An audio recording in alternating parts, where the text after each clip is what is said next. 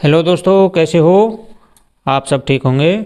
Hello बच्चों, तो हम कर रहे हैं प्रश्नावली 1.1 और उसका प्रश्न जो है आज करेंगे पाँचवा, छठा और सातवां।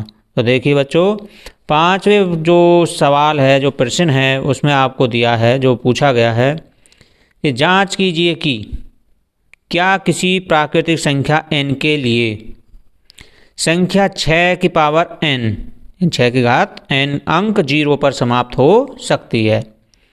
यानी हमसे पूछा गया है कि कोई भी प्राकृतिक संख्या n के लिए 6 की पावर n, यानी n जो है ये है प्राकृतिक संख्या है। यहाँ पर कोई भी प्राकृतिक संख्या अगर लिखी जाए तो क्या उस जब हम 6 को हम मल्टीप्लाई करेंगे या खोलेंगे, पावर से को हम खोलेंगे, तो क्या वो जो आंसर आएगा वो 0 पर समाप्त हो सकता है। तो ये हमें सिद्ध करके बताना है। तो देखिए बच्चों, किस तरह से करेंगे। तो एक्सरसाइज 1.1 और उसका क्वेश्चन नंबर 5। तो हम करेंगे आज क्वेश्चन नंबर 5। तो क्वेश्चन नंबर 5 में कहा गया था कि 6 की पावर n के लिए आपको बताना है कि जब इसको हम खोलें और ये n की जगह हम कोई प्राकृतिक संख्या रखें, तो क्या जो 6 को हम मल्टीप्लाई करेंगे या खोलेंगे, पावर को खोलेंगे, तो क्या जो हम खोलने के बाद सॉल्यूशन जो हमारे पास आएगा या गुणनफल जो आएगा उसमें जो है हमें 0, उसका जो इकाई का अंक है वो 0 मिलेगा या नहीं। क्योंकि उसने कहा था कि संख्या 6 की पावर n अंक 0 पर समाप्त हो सकती है, यानी उसके इकाई का अंक क्या 0 हो सकता है। तो देखिए बच्चों, हमें किस तरह से सिद्ध करना है उसके लिए हम बड़े आसान सा तरीका करेंगे।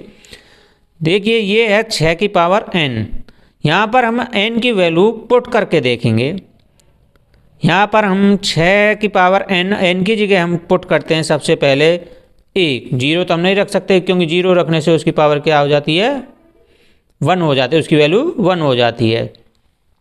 तो हम n की जगह रख कर देखते हैं 1 रखते हैं तो क्या हमें मिलता है। तो यहाँ पर देखिए बच्चों, तो 6 की पावर n है, n की जगह हम क्या रख रहे हैं, 1 रख रहे हैं, तो 6 की पावर 1 हो गया। तो इसको खोलेंगे तो कितना आएगा आंसर, 6।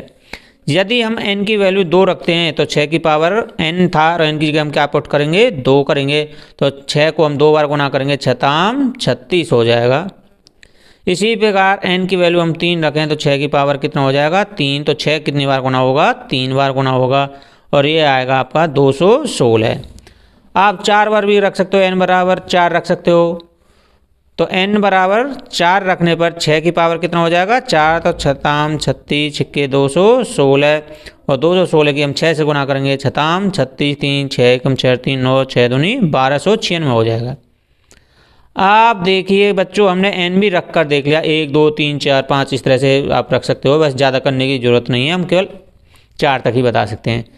क्या इसमें जो हमने संख्या को खोला, 6 को पावर के रूप से हमने खोला, मल्टीप्लाई किया, तो क्या किसी भी अंक पर यानी इकाई के अंक पर कोई संख्या में 0 मिली है? यहाँ 6 मिला, यहाँ 6 मिला, यहाँ 6 मिला, यहाँ भी 6 मिला, यानी इकाई के स्थान पर कोई 0 नहीं मिलती है। तो यहाँ पर हम लिख सकते हैं, आप यहाँ भी लिख सकते हो कि 6 की पावर n, यानी n को प्राकृतिक संख्या लेने पर जो संख्या 6 जो है कभी भी 0 पर समाप्त नहीं होती। इसके लिए एक और एग्जांपल बता देते हैं कि 0 पर कब संख्या समाप्त होती है। या तो इसके इकाई के स्थान पर 0 हो तो जब वो 10 होती है, जब होता है, या 20 हो जब होता है, या 30 हो जब होता है, या 40 हो, इस तरह से हो, यानी इन सब के इकाई के स्थान पर क्या है, 0। अब इनके लिए 0 होने के लिए 10 के हम जब गुणनखंड करें तो वो क्या आएगा, 2 गुना में 5, जब 10 हो सकता है। 20 के करेंगे तो 2 दूनी 4 पंजे 20, ये हो सकता है। 30 के करें तो 2 तिया 6 और 6 पंजे 30। 40 के हम गुणनखंड करें तो 2 दूनी 4, 4 दूनी 8 और 8 पंजे 40। यानी हर किसी फैक्टर में, हर किसी विभाज्य गुणनखंड में 5 तो होना जरूरी है, जभी तो उसकी जो इकाई के स्थान पर 0 आएगा। परंतु यहाँ पर किसी भी इकाई के स्थान पर 5 नहीं है। यदि 5 नहीं है तो इसकी जो फैक्टर है वो भी 0 नहीं आ सकता, इकाई के स्थान पर 0 नहीं आ सकता। तो ये भी वही तरीका आप इस तरह से भी बता सकते हैं। तो इसलिए अब लिखेंगे, इसलिए 6 की पावर n कभी भी 0 पर समाप्त नहीं होगी, समाप्त नहीं होगी। क्योंकि क्यों नहीं होगी? 0 पर समाप्त होने के लिए, समाप्त होने के लिए अभाज्य गुणनखंड में, अभाज्य गुणनखंड में 2 और 5 का होना जरूरी है, 2 और 5 का होना जरूरी है, जरूरी है। परंतु 6 की पावर n के अभाज्य गुणनखंड में, इस तरह से लिख सकते हो आप, गुणनखंड में, अभाज्य गुणनखंड में 5 कभी नहीं आता है, कभी नहीं आता है।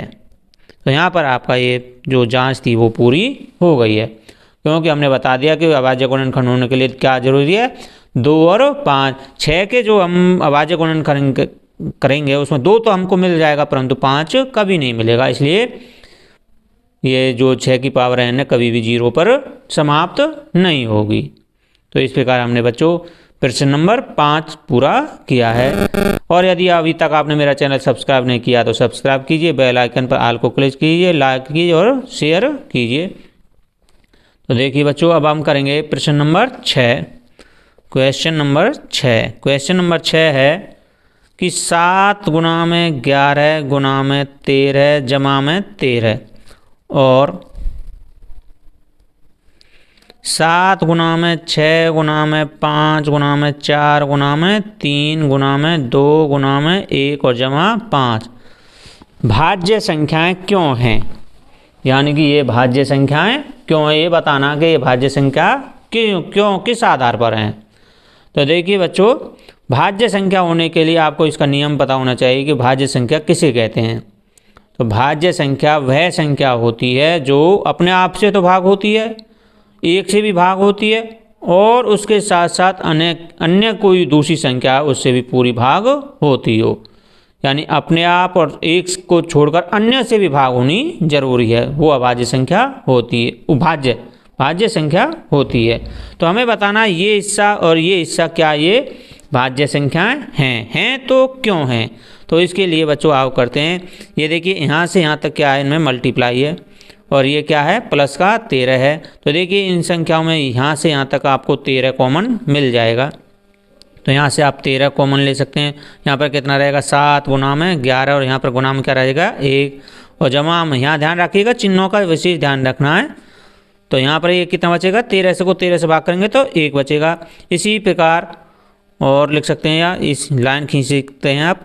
यहाँ देखिए आपको 6 7 6 5 4 3 2 1 और 5, तो क्या कॉमन मिलेगा यहाँ से 5 और यहाँ से 5 कॉमन ले लेंगे। तो यहाँ पर बचेगा 7 गुणा में 6, यहाँ पर क्या आ जाएगा 1, यहाँ पर क्या बचेगा 4 गुणा में 3 गुणा में 2 गुणा में 1 को लिखना चाहते हैं तो लिख सकते हैं, और पीछे 5 बाहर चला गया तो यहाँ पर कितना बचा 1। करिए बच्चों 13 और यहाँ कर बीच में किसका निशान है मल्टीप्लाई का। तो 7 की 11 से करेंगे 11 सत्ते 77, 77 की 1 से करेंगे 77 एकम 77, और 77 में 1 जोड़ देंगे तो कितना हो जाएगा 78। इसी प्रकार 5 गुणा में 7 छिंग 42, 42 की 1 से करेंगे 42, और फिर 42 की 4 से करना, फिर 3 से करना, फिर 2 से, फिर 1 से, और उनमें क्या जोड़ना आपको 1 जोड़ना है। तो ये हो जाएगा 889। इसकी और इसकी गुणा करेंगे तो आप देखिए फैक्टर करोगे तो इस 889 का आप फैक्टर करोगे तो आपको मिलेगा 7 गुणा में 127। इधर 78 के जब फैक्टर करोगे तो 13 गुणा में 2 गुणा में 39 मिलेगा। यानी कि ये संख्या के तो 2 से अधिक फैक्टर बन रहे हैं, और इधर जो संख्या हम गुणा करके हम लेते तो उसके फैक्टर कितने बन रहे हैं, अभाज्य गुणनखंड 2 से ज़्यादा बन रहे हैं। जब संख्या 2 से ज़्यादा भाग गुणनखंड बन रहे हैं तो ये संख्या कैसी होगी भाज्य संख्या होगी।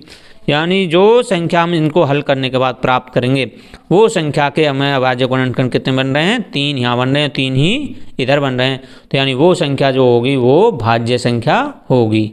तो इस प्रकार ये दोनों संख्याएं भाज्य हैं। तो लिख देंगे इसलिए दोनों संख्याएं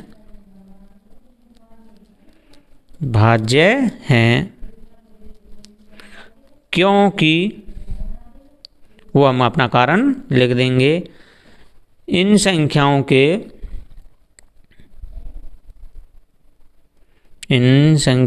के दो से अधिक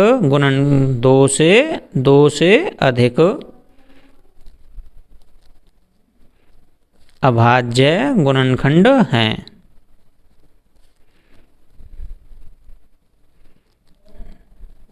यहाँ पर आपका एक क्वेश्चन नंबर 6 भी समाप्त हो जाता है। तो इस प्रकार हमने क्वेश्चन 6 भी समाप्त कर दिया है। अब हम करेंगे क्वेश्चन नंबर 7 के लिए लगातार मेरी वीडियो को देखते रहिए और आपको पसंद है तो लाइक कीजिए और शेयर कीजिए। तो देखिए बच्चों, क्वेश्चन नंबर जो 7 है वो आपके सामने है। किसी खेल के मैदान के चारों ओर एक वृत्ताकार पथ है। तो देखिए मैं आपको एक्सप्लेनेशन करके बताता हूँ किस तरह से होगा ये सवाल। वृत्ताकार पथ है तो मान लीजिए ये कोई वृत्ताकार पथ है। इस मैदान के एक चक्कर लगाने में सोनिया 18 मिनट लेती है। इस मैदान के यहाँ से स्टार्ट करती है कोई सोनिया, तो वो इस चक्कर लगाने में कितने मिनट ले रही है, 18 मिनट लगते हैं। जबकि इस मैदान का एक चक्कर लगाने में रवि को कितने मिनट लगते हैं, 12 मिनट लगते हैं। मान लीजिए वो दोनों एक ही स्थान पर और एक ही समय पर चलना प्रारंभ करें, तो एक ही दिशा में चलते हैं, तो वो कितने समय बाद पुनः प्रारंभिक स्थान पर मिलेंगे। यहाँ पर क्वेश्चन नंबर 7, तो सोनिया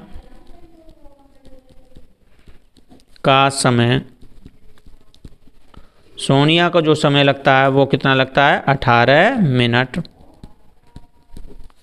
और जो रवि का समय है वो लगता है 12 मिनट। तो देखिए बच्चों, यहाँ पर हमें दिया हुआ है ये कोई वृत्ताकार पथ था। यहाँ पर सोनिया एक पॉइंट से स्टार्ट करती है और सोनिया को इसी का चक्कर लगाने के लिए 18 मिनट लगते हैं और रवि को इसी पॉइंट से स्टार्ट करने में 12 मिनट लगते हैं। अब पूछा गया है कि दोनों एक ही स्थान से और एक ही समय पर चलना प्रारंभ करें, तो एक ही दिशा में चलते हैं, तो कितने समय बाद पुनः प्रारंभिक स्थान पर मिलेंगे। यानी कितने समय बाद, कितना कम समय लेंगे वो मिलने के लिए, यानी कि दोनों ही चक्कर लगा रहे हैं, एक ही दिशा में घूम रहे हैं, तो कितने कम समय बाद वो एक दूसरे से मिलेंगे। तो कम से कम के लिए यहाँ पर क्या निकालते हैं, LCM लघुत्तम समापवर्त निकालते हैं। तो बने रहिए, देखते रहिए मेरी इस वीडियो को किस तरह से करेंगे। तो जब LCM निकालेंगे तो हमारे पास दो संख्याएं, सोनिया का समय और रवि का समय, ये हमें दिया हुआ था। तो सोनिया के समय है 18 मिनट और रवि का समय है 12 मिनट। तो दोनों के हम अलग अलग अभाज्य गुणनखंड करेंगे। तो 2 से ये जाएगा 9 बार, 3 से 3 बार और 3 से 1 बार। इसी प्रकार 12 के भी हम करेंगे, 2 छके 12, 2 तिया 6 और इसको फिर 3 से करेंगे 1 बार। तो हमने 18 के जो गुणनखंड किए थे 2 गुना में 3 गुना में 3, 12 के जो गुणनखंड किए थे 2 गुना में 2 गुना में 3। अब इनका हम निकालेंगे LCM।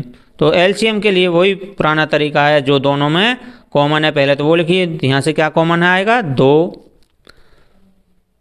फिर क्या आएगा, यहाँ से कॉमन है 3, फिर क्या हमसे जो छूट गई है वो लिखिए। पहला 3 छूट गया था, नीचे से 2 छूट गया था। करिए 2 तिया 6, 6 तिया 18, 18 दूनी 36। तो ये 36 मिनट लगेंगे उनको वापस दोबारा मिलने में। यहाँ लिख देंगे इसलिए सोनिया और रवि 36 मिनट बाद एक दूसरे से मिलेंगे। तो इस तरह से हमने बच्चों क्वेश्चन 7 भी पूरा कर दिया है। और इस प्रकार हमने एक्सरसाइज 1.1 कंप्लीट कर दी है।